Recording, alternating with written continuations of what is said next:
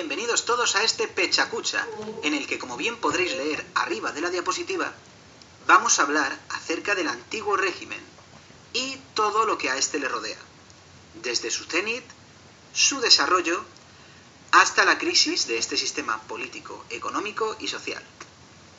A la hora de definir qué es el antiguo régimen, debemos decir del mismo, como ya hemos citado anteriormente, que se trata de un sistema político, social y económico propio de la Europa occidental y que abarca un periodo temporal del siglo XV al XVIII.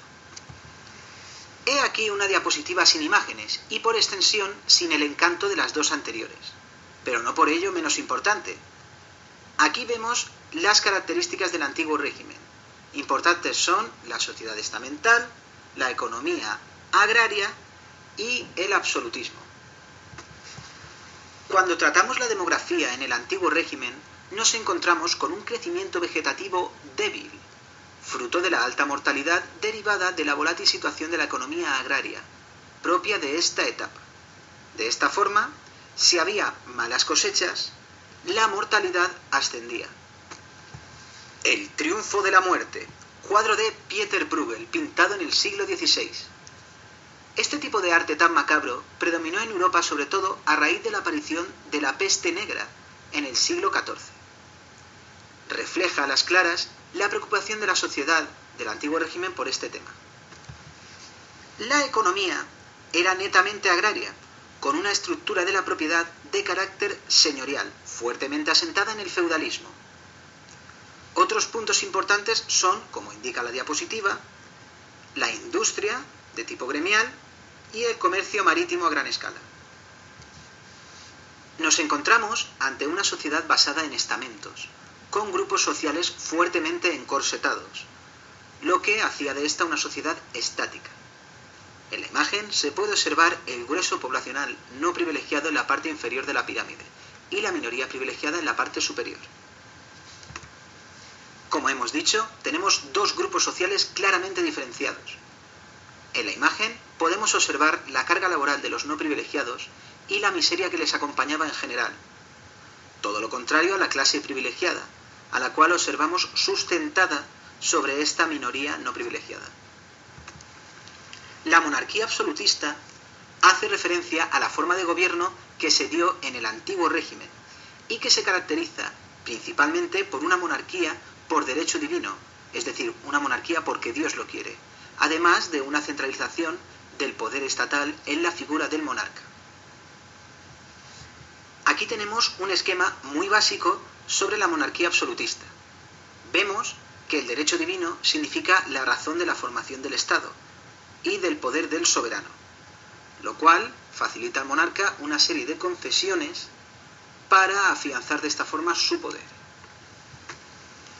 De la monarquía absolutista surge el concepto político de despotismo ilustrado, que es una forma de gobierno característica de algunos estados en el siglo XVIII, en la que se aplican ideas ilustradas al gobierno absolutista, para modernizar de esta forma sus países. Ya lo hemos mencionado, los monarcas que procesaban el despotismo ilustrado procuraban garantizar el enriquecimiento de sus estados. En las imágenes tenemos ejemplos de monarcas despotistas ilustrados, como son de izquierda a derecha Carlos III de España, Catalina II de Rusia o Federico II de Prusia. El cuadro de Eugène Delacroix representa la esencia de este momento histórico. Ante las causas arriba expuestas, el pueblo francés se alzó en contra de un antiguo régimen que les oprimía y les empobrecía, desatando de esta forma la Revolución Francesa en el año 1789. Algunos momentos a destacar de este momento histórico. De izquierda a derecha tenemos, arriba, el juramento del juego de la pelota, cuando el tercer estado se rebela, también la emblemática toma de la Bastilla. Abajo tenemos la imagen de la ejecución de Luis XVI en la época del terror, además de un retrato de Napoleón I. Tras la llegada de Napoleón I al poder y la instauración del primer imperio francés, se desataron las guerras napoleónicas en Europa, mediante las cuales, a medida que Napoleón cosechaba victorias frente a otras potencias, difundía además los ideales perpetrados en la Revolución Francesa. Las guerras napoleónicas también salpicaron a España, cuando Napoleón penetró en la península ibérica, consiguió las abdicaciones en Bayona de Carlos IV y Fernando VII y quiso colocar en el trono español a su hermano José Bonaparte, desatando de esta forma la Guerra de la Independencia Española. Arriba de izquierda a derecha tenemos dos imágenes de Goya que representan el levantamiento español contra los franceses, la carga de los mamelucos y los fusilamientos del 3 de mayo. Abajo, al rey Fernando VII y Simón Bolívar, quien simboliza la pérdida de las colonias españolas en territorio americano. El periodo de la Restauración hace referencia a la reacción de las potencias absolutistas que se encontraban amenazadas por las ideas liberales difundidas por las guerras napoleónicas. Al caer Napoleón en Waterloo, se reúnen en Viena para procurar restaurar el maltrecho antiguo régimen. Esta crisis del antiguo régimen desveló el desengaño sobre todo lo que ésta representaba para el grueso de la población. La reacción contra el mismo derivó a la aparición del Estado liberal, el fortalecimiento de la burguesía y el surgimiento de una nueva clase social, el proletariado.